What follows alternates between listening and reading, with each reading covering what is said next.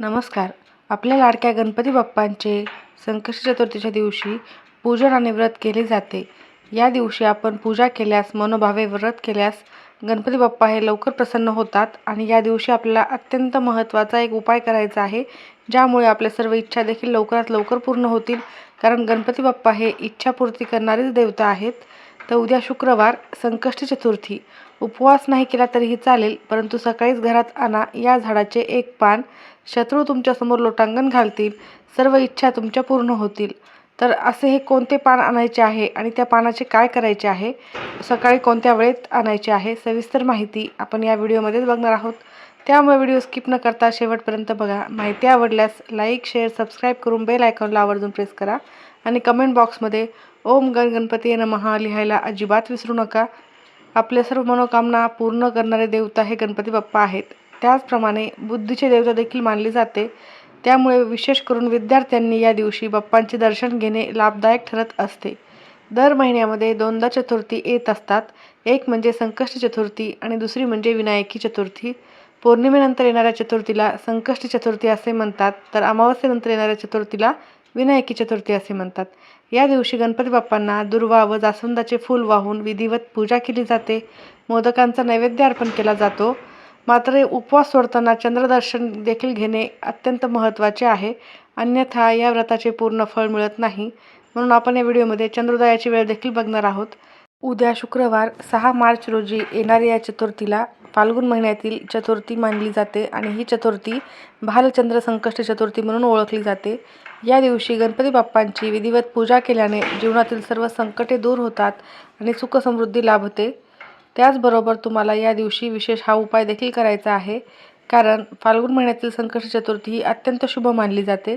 भालचंद्र रूपातील गणपती बाप्पांची पूजा केल्याने मानसिक शांती देखील मिळते आणि रखडलेली कामे देखील मार्गी लागतात. विशेषतः ज्यांना करिअरमध्ये आणि शिक्षणामध्ये अडचणी येत असतील त्यांच्यासाठी हे व्रत म्हणजे वरदान आहे. त्यामुळे विद्यार्थ्यांनी किंवा ज्यांना नोकरीमध्ये प्रगती होत नसेल त्यांनी ही चतुर्थी आवर्जून करावी आणि उद्या तुम्हाला हा उपाय देखील प्रत्येकालाच करायचा आहे. पंचांगानुसार फाल्गुन महिन्यातील कृष्ण पक्षातील चतुर्थी तिथी ही 6 मार्च 2026 रोजी संध्याकाळी 7:53 सुरू होईल आणि समाप्ती ही 7 मार्च रोजी संध्याकाळी 7:17 संपणार आहे. संकष्टी चतुर्थीचा उपवास चंद्रोदयानंतर सोडला जात असल्याने हे व्रत शुक्रवारीच पाळण्यात येणार आहे. उपवास कधी सोडावा, तर संकष्टी चतुर्थीचा उपवास हा रात्री चंद्रदर्शन आणि चंद्राला अर्घ्य देऊनच सोडला जातो. तर उद्या चंद्रोदयाची वेळ आहे रात्री 9:16. या वेळेत तुम्ही चंद्राचे दर्शन घ्यायचे आहे, चंद्राला अर्घ्य द्यायचे आहे.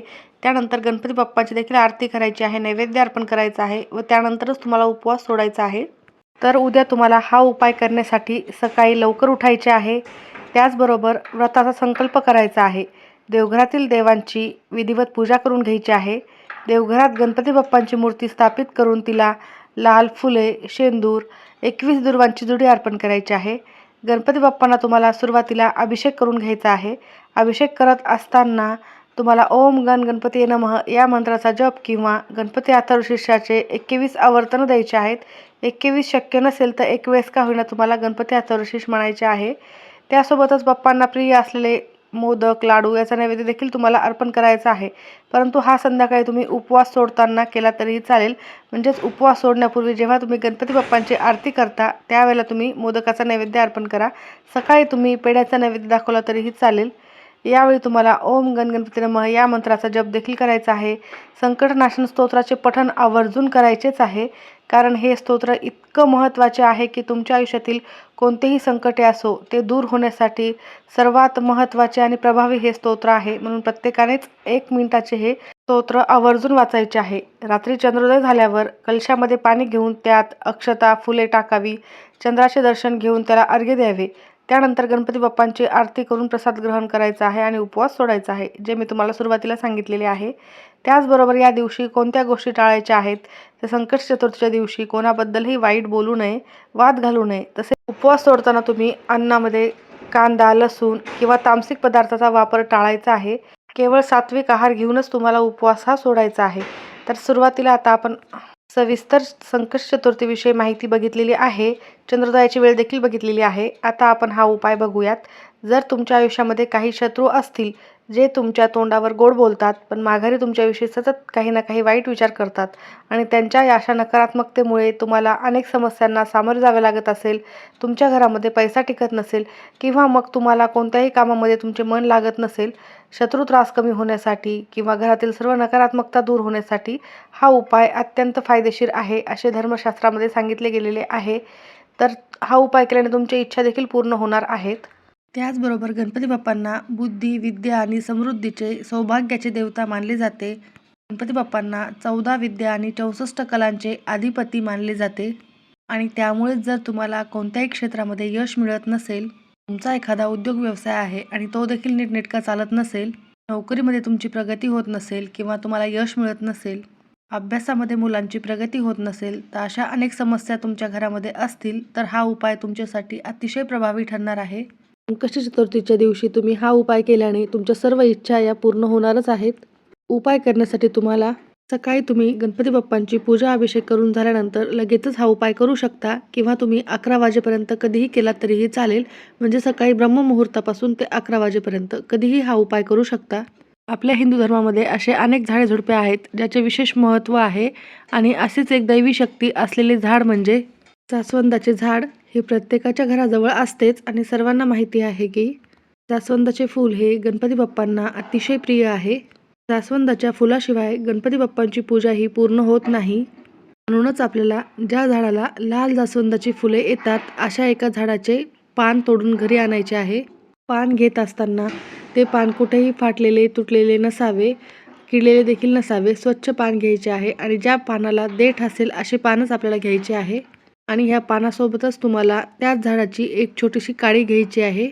घरी आणल्यानंतर ते पान स्वच्छ धुवून घ्यायचे आहे. देवासमोर आसन टाकून बसायचे आहे. त्यानंतर एका डिशमध्ये हे पान देवासमोर ठेवायचे आहे आणि त्या पानावर तुमच्याकडे जर लाल चंदन असेल तर लाल चंदन घ्या. जर ते नसेल तर कुंकवाचा गंध तयार करून त्या जे जास्वंदाची काडी आहे तिने त्या पानावर तुमची जी काही इच्छा आहे ती लिहायची आहे. मग ती इच्छा काहीही असो, नोकरी प्राप्तीबाबत असेल तर नोकरी प्राप्ती, व्यवसाय प्रगती, शत्रू त्रास कमी होणे, त्यासोबतच तुम्हाला असंख्य कोणत्याही तुमच्या इच्छा असो त्या 1 ते 2 शब्दामध्ये तुम्हाला त्या पानावर एकच इच्छा लिहायची आहे. धनप्राप्ती, कर्जमुक्ती, संतती प्राप्ती अशी कोणतीही इच्छा असो ती 1 ते 2 शब्दामध्येच त्या पानावर तुम्हाला लिहायची आहे. त्यानंतर ते पान तुम्हाला गणपती बाप्पांच्या चरणी अर्पण करायचे आहे. पान गणपती बाप्पांना अर्पण करताना देठ हा गणपती बाप्पांकडे येईल याची काळजी घ्यायची आहे. त्यानंतर याच पानावर तुम्हाला गणपती बाप्पांना 21 दुर्वा अर्पण करायच्या आहेत. एक लाल जास्वंदाचे फूल अर्पण करायचे आहे. त्यानंतर 11 अखंड तांदूळ घ्यायचे आहे. तांदूळ हा कुठेही तुटलेला फुटलेला नसावा. अखंड 11 तांदूळ घ्यायचे आहेत. त्या तांदूळाला हळद कुंकू लावून लाल पिवळ्या रंगाच्या अक्षता तयार करायच्या आहेत. त्यानंतर या अक्षता आपल्याला आपल्या उजव्या हातामध्ये घ्यायच्या आहेत आणि 16 वेळेला तुम्हाला ओम श्रीम विघ्नहर्ताय नमः, ओम श्रीम विघ्नहर्ताय नमः हा मंत्र म्हणायचा आहे. त्यानंतर त्या अक्षता तुम्हाला गणपती बाप्पांच्या समोरच त्या पानावर अर्पण करायच्या आहेत. त्यानंतर गणपती बाप्पांना आणि त्या पानाला देखील हळद कुंकू अक्षता फुले अर्पण करायचे आहे. नमस्कार करायचा आहे. तुमची जी काही इच्छा तुम्ही त्या पानावर लिहिलेली आहे ती लवकरात लवकर पूर्ण होण्यासाठी प्रार्थना करायची आहे आणि तिथेच बसून तुम्हाला 3 वेळेला गणपती अथर्वशीर्षाचे पठण करायचे आहे. त्याचबरोबर 1 वेळेला गणपती बाप्पांचे संकटनाशन स्तोत्राचे देखील पठण करायचे आहे. ओम गण गणपते नमः या मंत्राचा 108 वेळेला जप करायचा आहे. पुन्हा एकदा तुमची इच्छा तिथे बोलायची आहे. संपूर्ण दिवसभर तुम्हाला हे पान तिथेच गणपती बाप्पांसमोरच ठेवायचे आहे. त्याचबरोबर गणपती बाप्पांसमोर तुम्हाला एक तुपाची फुलवात लावलेला दिवा देखील लावायचा आहे किंवा तेलाचा दिवा देखील तुम्ही लावू शकता. हा दिवा जास्तीत जास्त वेळ तेवत राहील याची काळजी घ्यायची आहे. संध्याकाळपर्यंत तेवत राहिला तरीही उत्तम ठरेल. संध्याकाळी 4 वाजल्यानंतर हे पान तुम्हाला गणपती बाप्पांच्या समोरून उचलून घ्यायचे आहे. त्यावर दुर्वा, त्यासोबतच 11 तांदूळ जे काही साहित्य आहे ते त्या पानामध्येच तुम्हाला एका दोऱ्याने व्यवस्थितपणे बांधून घ्यायचे आहे. त्यानंतर हे पान घेऊन तुम्हाला तुमच्या घराजवळ जिथे कुठे गणपती बाप्पांचे मंदिर आहे तिथे जायचे आहे. त्यानंतर हे पान गणपती बाप्पांच्या चरणी अर्पण करायचे आहे. पुन्हा एकदा आपली इच्छित मनोकामना तिथे गणपती बाप्पांच्या मंदिरामध्ये देखील व्यक्त करायची आहे. अशा प्रकारे नक्की तुम्ही हा उपाय करून पहा. अतिशय प्रभावी उपाय आहे. हा उपाय केल्याने तुमच्या आयुष्यातील सर्व समस्या, संकटे दूर होतील आणि तुमची कितीही कठीण इच्छाही पूर्ण होणार आहे. माहिती आवडली असेल तर नक्की लाईक करा. सर्वांचे खूप खूप धन्यवाद.